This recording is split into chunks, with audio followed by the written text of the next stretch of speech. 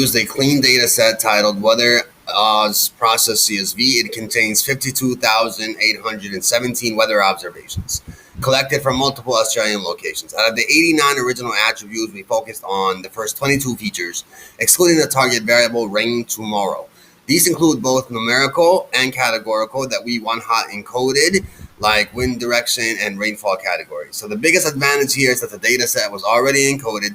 We didn't need to spend time transforming the categorical features, which allowed us to plug the data straight into the model and focus on feature selection. So overall, the data set had a diverse and structured foundation for evaluating how different subsets of features affect the predicted performance. In this slide, I've summarized the 3 feature selection methods we evaluated in our experiment. Each method used a different approach to assess which features are most useful for predicting rain tomorrow.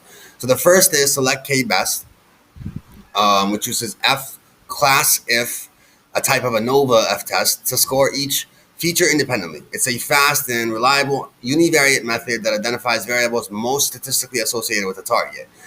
Next, we have recursive feature elimination, or RFE, with logistic regression as the estimator. RFE starts with all features and recursively prunes the least important ones based on model coefficients. It's a wrapper method that looks at interactions between features. And then finally, we have random forest feature importance, which is an ensemble method that assigns the importance scores based on how much each feature reduced impurity. It's particularly robust to multicollinearity and works well with mixed data types. By comparing these methods, we aim to uncover not only the best feature, but also how consistent that these methods are with one another. To evaluate the impact of each feature selection, we designed a consistent and reproducible testing framework. All selected features, regardless of the selection method, were evaluated using a stacking classifier, which had already outperformed other models in our earlier tests. We tested 4 different subset sizes, 5, 10, 15, and 20 features, which allowed us to observe whether more features always led to better performance or if there was an optimal sweet spot. We used an 80-20 training validation split, ensuring the class distribution of rain tomorrow remained balanced in both sets.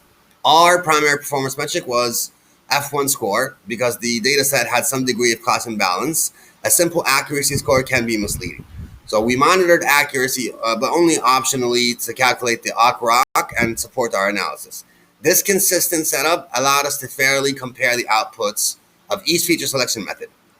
Here we visualize the performance and how it evolved gradually from how we increased from as we increased from 5 to 20. On the line plot, you can see both F1 score and accuracy that are plotted for each method. Select K-best, RFE, and random forest. A clear pattern is visible. The performance consistently improves from 5 to 15, but after 15, it starts to plateau and dip slightly, which means diminishing returns. The trend points to possible feature redundancy beyond 15 features. New variables might be adding noise more than they are adding signal. So the implication here is important. Adding more data doesn't always help. There's a point where simplification is better for robustness without compromising the performance. The next slide, we have the heat map. The heat map highlights the pairwise piercing correlation between the features. Many feature pairs show low to moderate correlation, but a few do stand out, like humidity at 3 p.m. and 9 a.m., as well as temp 3 p.m. and max temp. Both of these are above 0.85, which suggests that there's some degree of multicollinearity, which isn't necessarily harmful for all the models, but it can impact performance for algorithms like logistic regression or linear SVMs which violates the assumptions of feature independence. So multicollinearity can also make feature importance harder to interpret and increase the risk of overfitting, especially when working with small data sets or highly sensitive classifiers. So stacking classifier we used is robust to these fairly. So the relationship suggests an opportunity for further refinement. We can combine or drop highly redundant variables in future iterations.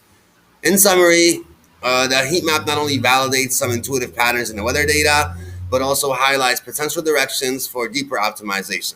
So we might try like PCA or embedded methods to analyze the impact of multicollinearity further, but for now, select K best gave the best results with simpler logic and interpretability.